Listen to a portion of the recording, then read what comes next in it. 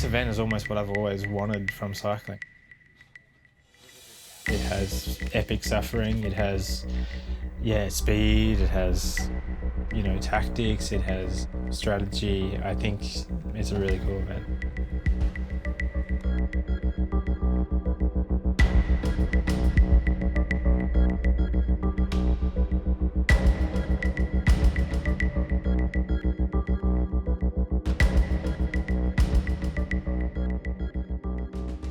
My name's Johnston. I'm 31 years old from Canberra, Australia.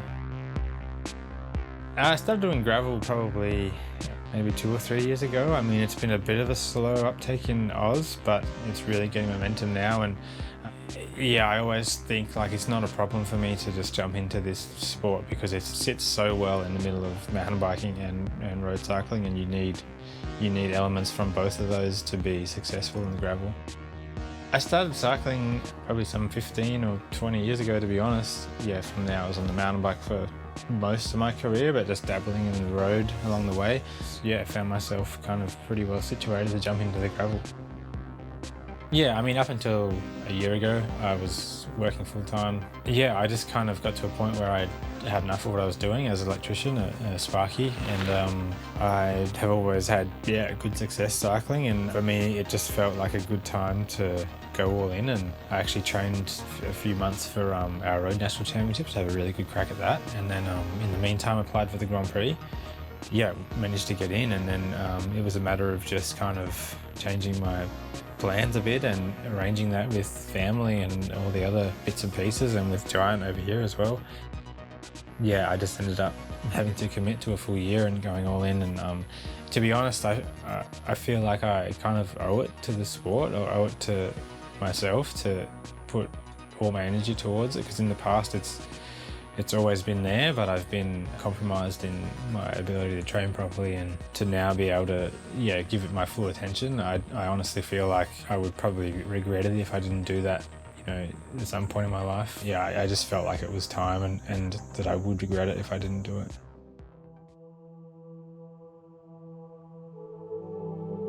It's been a big challenge, to be honest, with the family and our daughter Maeve. She's only 2 or almost 3.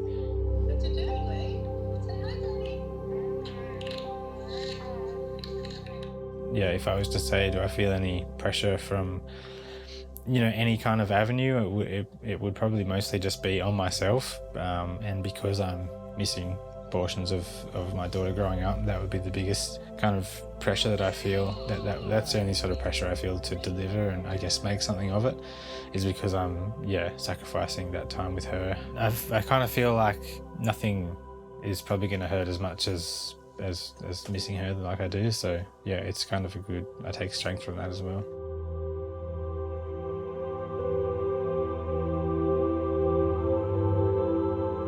You think about gravel racing, you think about Emporia, you think about Unbound and Kansas. From the outset of my gravel career, I certainly knew about the event straight away, and Unbound is so unique, and the training required to be successful at Unbound, I think, is it involves so many hours out on the bike, and I'm doing huge volume. I went back home after Sea Otter, and just back home I'm training by myself basically. No one wants to ride for that long. When I'm out there, it's like I'm doing really long rides, like 8 or 9 hour rides, which is not something I've really done before.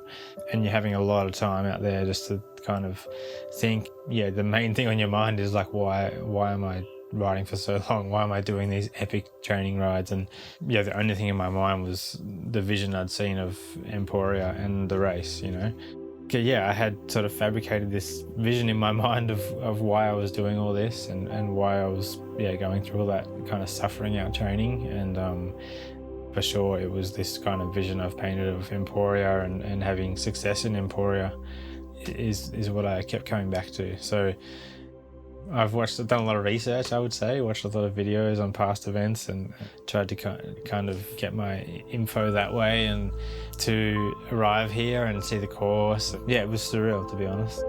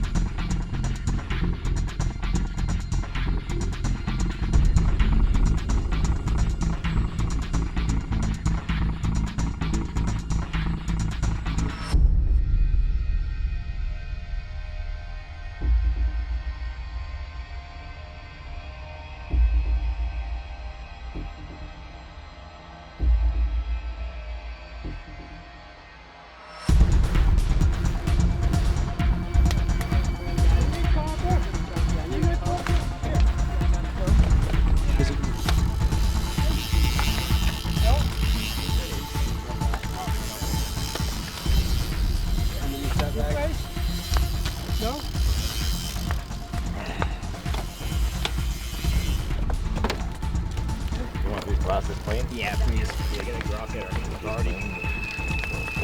Yeah, it is. Thank you. Oh, good job, buddy. Good job. Thanks, man. Got a big group in front of you with Beard and all those guys. Is Trekky through yet? No, he's behind you. 20 minutes probably. You're still in. Alright. No, you guys are good. Get that group. Yeah, You want that gotta group? get that group. Get him on a bike. When you guys can, it's okay. You good? Alright, thanks guys. Yeah, I'm good.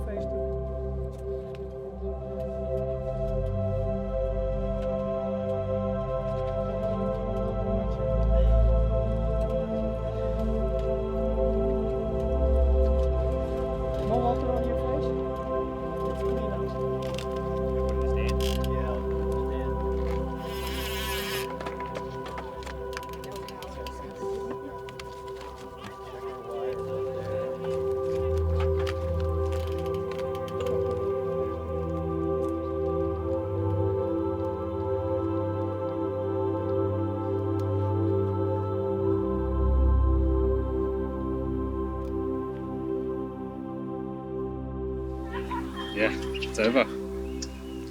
It's a shame.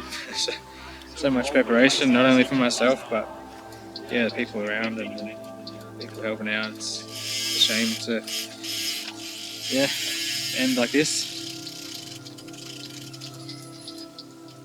Yeah, I mean, we weren't expecting it to be that bad with the mud, and I hit the mud mile 10 or 11 in a good position, like at the front, and straight away we all stopped and are off running, and then that just continued for 2, 3, 4 miles, I think. But at that time, my rear in the drivetrain just stopped working, and yeah, once we finally got going again, riding again after several miles of running, I'm left with the 11 tooth, which is not enough. It makes Kansas pretty hilly pretty quick when you've only got the one gear. And yeah, just the next 100 kilometers of grinding away and losing time. I've really done some damage to my back and knees, I think, in that big gear. So yeah, it's over. Go. Good job, buddy. Good job. Right. You got glasses? Yeah, glasses and that sandwich and the pickles and big juice. And thank you. You want another sweet full of water? Yeah. Hold right here. Yeah, I'm plowing through water right now. You can use this to put it on your legs, whatever. Take this one off. Okay. No, you're great. Thank you. Can you guys keep an eye on Howard and Alex? Yeah, thanks.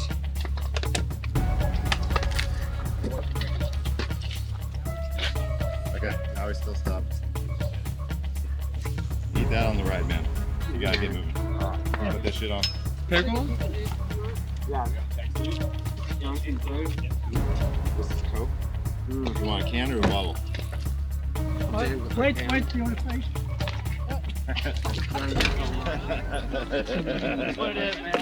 Alright, cold can of Coke is in your pocket. Alright. Guys, you're awesome. Is that Paul? Good job, buddy. Good job, Paul. Thanks, guys. Yeah. Have fun.